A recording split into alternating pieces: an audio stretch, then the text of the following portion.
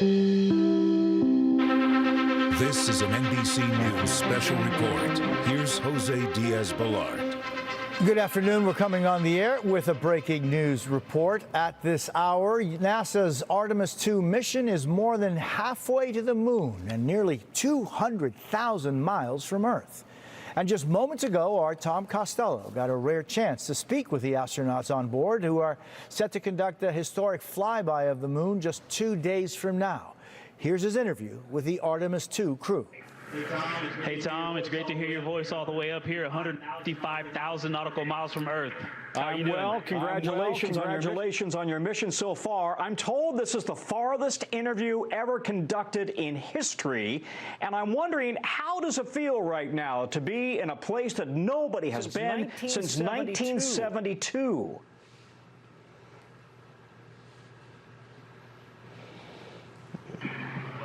Honestly, it is unbelievable that we in 1972, just being up here and seeing how difficult this is and how hard the team is working. We do have a little bit of echo on your call. We'll try to turn it down when we're answering, but this is a magnificent accomplishment to be up here, to see the moon, to see the Earth, and to know that we are between those two celestial bodies, and you can see it when you look out the window. The Earth is almost in full eclipse, the moon is almost in full daylight, and the only way you could get that view is to be halfway between the two entities. It is truly awe-inspiring up here. Pictures you guys have sent back are absolutely spectacular, and when you look at the moon that you're headed for and that gets closer and closer, what are your thoughts?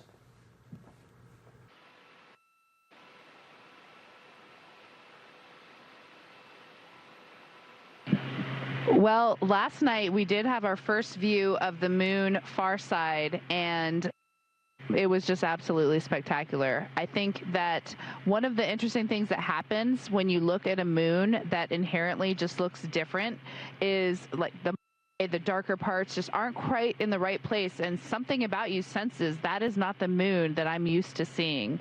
And sure enough, we got out our lunar targeting information, and we matched up, and we're like, yeah, that is the dark side. That is something we have never seen before. We must be, no kidding, like Reed said, somewhere between the Earth and the moon, getting a view from a different place and putting something that has meant so much to so many cultures, scientifically, spiritually, culturally, for so long, seeing it in a different way, and just pairing that with how much we miss and love our families and knowing that they're looking up and seeing the same moon, it's a pretty amazing feeling.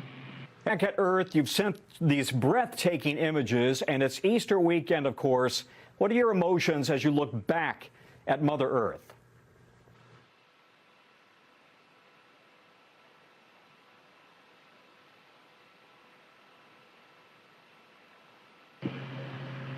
Well, before I list off a couple emotions, there's been a lot of disbelief up here, just the fact that what we're seeing, where we are, it's hard to wrap your mind around. Like, I mean that sincerely. It really bends your mind.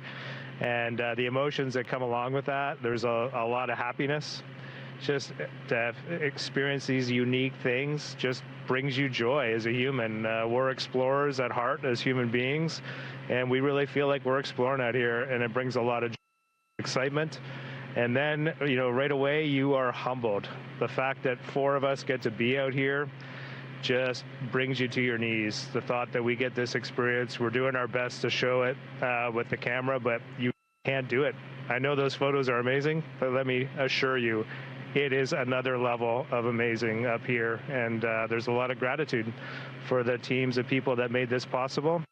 And final emotion is hope for humanity's future, that we can do this right now means we could do so much more.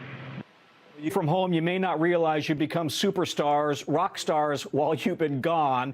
And I'm wondering, you've been able to talk to your families. How are they doing with you so far from home?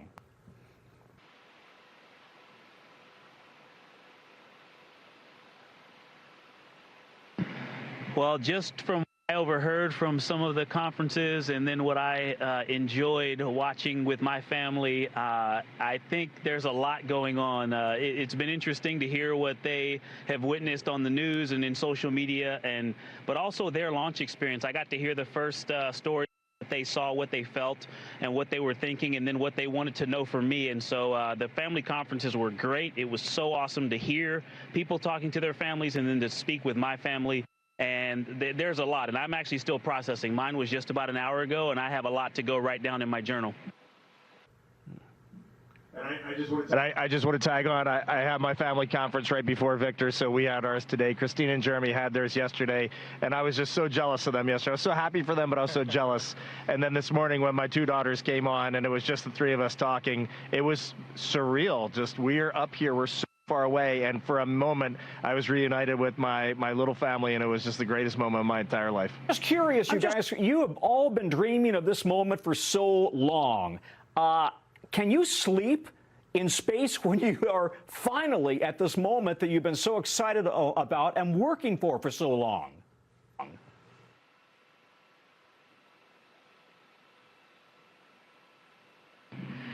Well, we do love sleeping up here, and such a long initial day that I think our bodies are ready to sleep no matter what.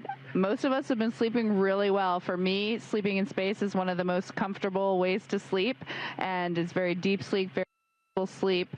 Sometimes when you first get up here, you have a little bit of a sensation that something's wrong as soon as you wake up. Maybe you're falling, or you don't recognize your surroundings, but it's great. I mean, honestly, being human up here is one of the coolest things about this mission. We are just people trying to get by, and for example, we might go look at the far side of the moon and take in its awesomeness and then go, maybe I should change my socks and try to dig around for a pair of socks. So this is the dichotomy of human spaceflight. Will you describe this moment to your families, your grandkids, many years from now?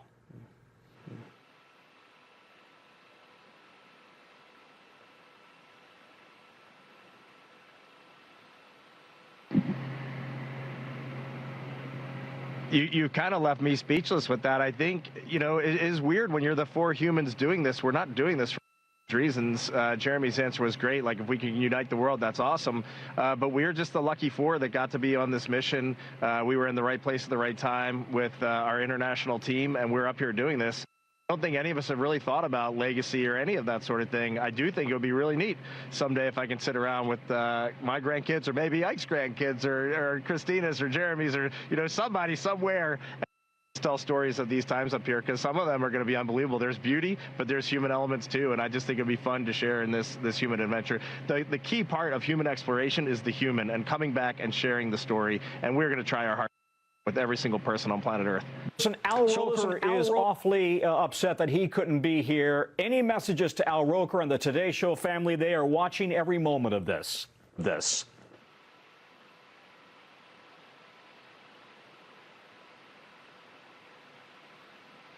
I have to be honest, I'm a little sad Al's not doing this interview too. It's great to talk to you, Tom, but I mean, Al, you know, we had so much fun running around KSC with him, and so I hope he watched the launch, and we look forward to talking to him when we get back. Love you, Al. Yeah. He was with me the whole time. You all look great. We're wishing you a great trip, and we want to see great photographs from the far side of the moon. Thank you, Integrity.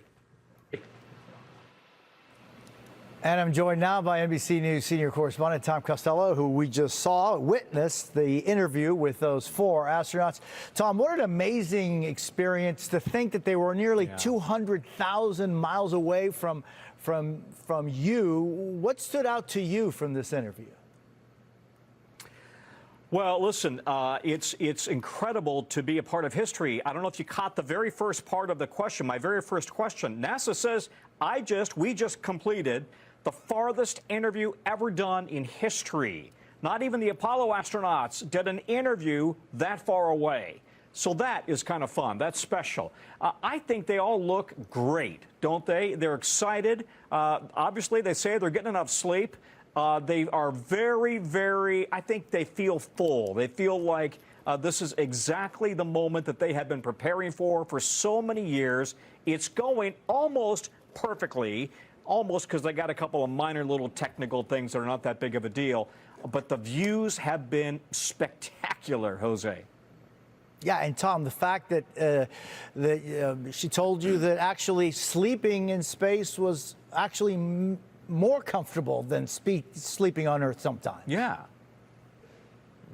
You know, I've heard that from several astronauts over the years. Some of them say they sleep great, and some of them say not so much, right? I think it really depends on how much time you've spent in space. And Christina Koch, by the way, holds the record for women on a single space flight, 328 days. So she's a veteran here.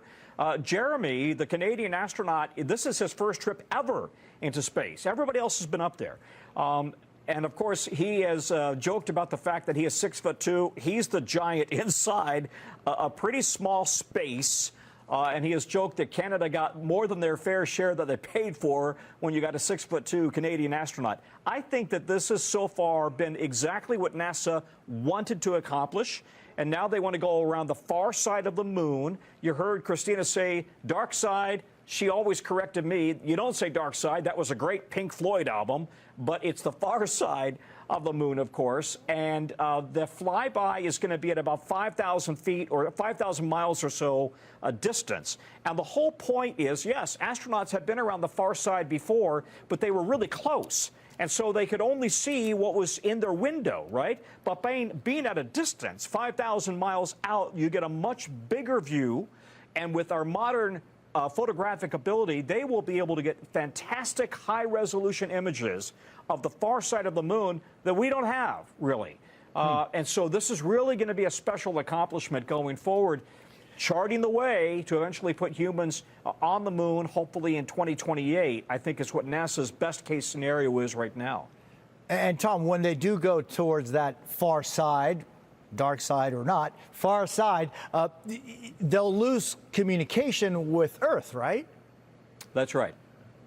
That's right. They're going to be out of comms for about 40 minutes.